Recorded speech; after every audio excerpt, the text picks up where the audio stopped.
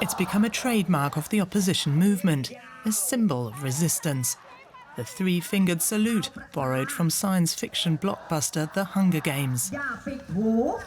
Thousands of protesters gathered at Thammasat University on the outskirts of Bangkok to listen to pro-democracy activists and to lend their voice to a movement that is gathering momentum in Thailand.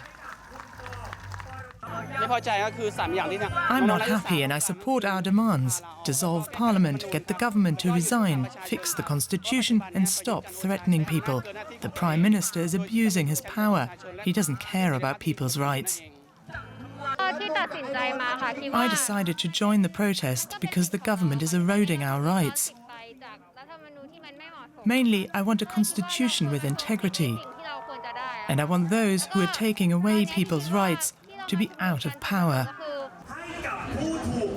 People's anger here is mainly directed at Prime Minister Prayuth Chan-ocha and his government.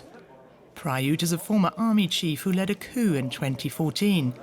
Last year he was elected as Prime Minister in an election critics saw as rigged in favour of his party and the army.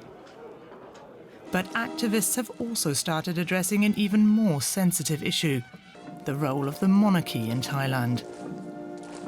Protesters have issued a 10-point call for reform of the monarchy, including an overhaul of a draconian royal defamation law, which protects the powerful king Maha Vajiralongkorn.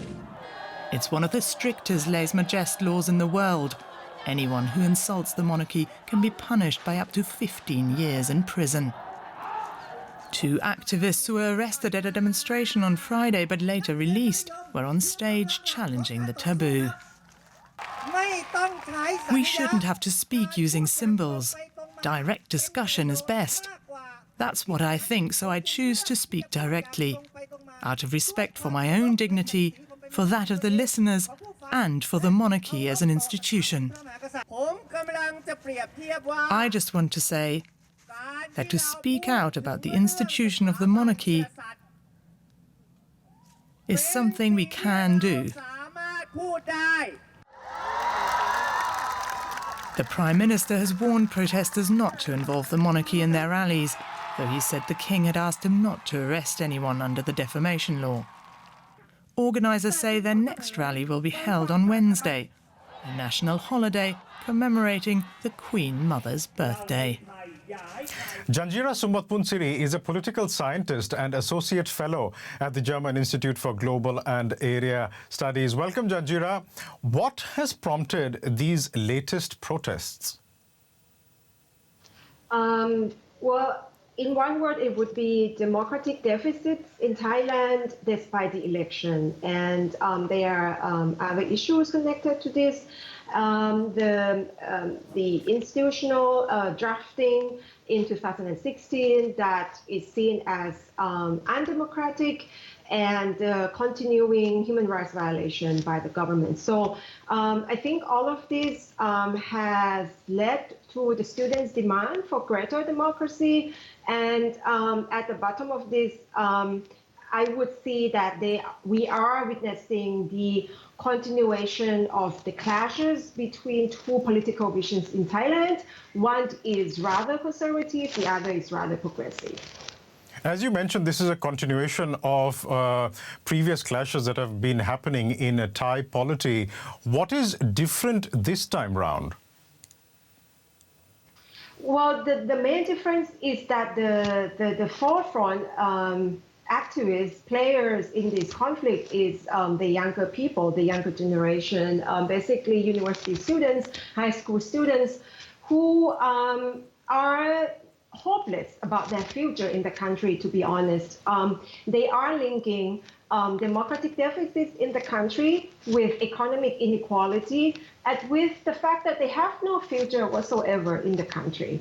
And I think they are actually digging in the root cause of why they are having no future in the country. And I think, we find that root cause in what political scientists would define as autocratic persistence.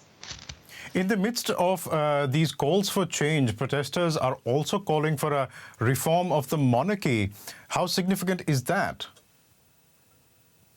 It's very significant. I would say that this is a new chapter in Thailand's political history. For the first time, protesters speak about the unspeakable topic in public, and they speak about this with dignity and with politeness.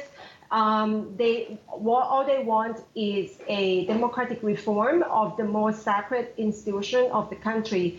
And I think maybe it's time Thai people start to think about that.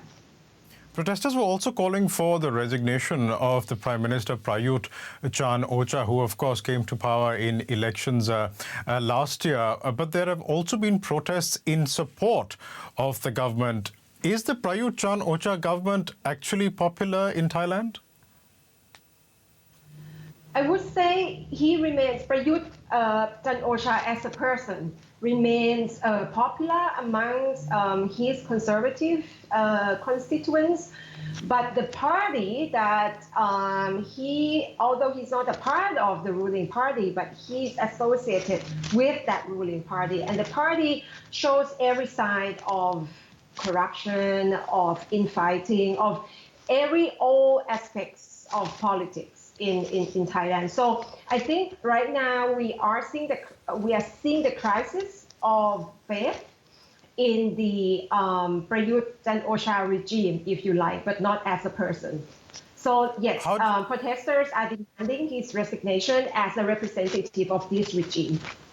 How do you see these student protests panning out, Janjira? Do you expect any political change to happen? I think we are going to see a long stalemate. As a Thai person, I don't think that these protests could bring about the changes that some of the protesters are really demanding. For example, the monarchical reform, but I think it's a stepping stone for the next chapter of our history. Janjira Sumbatpunsiri, we'll have to leave it there for the time being, but thank you so much for joining us.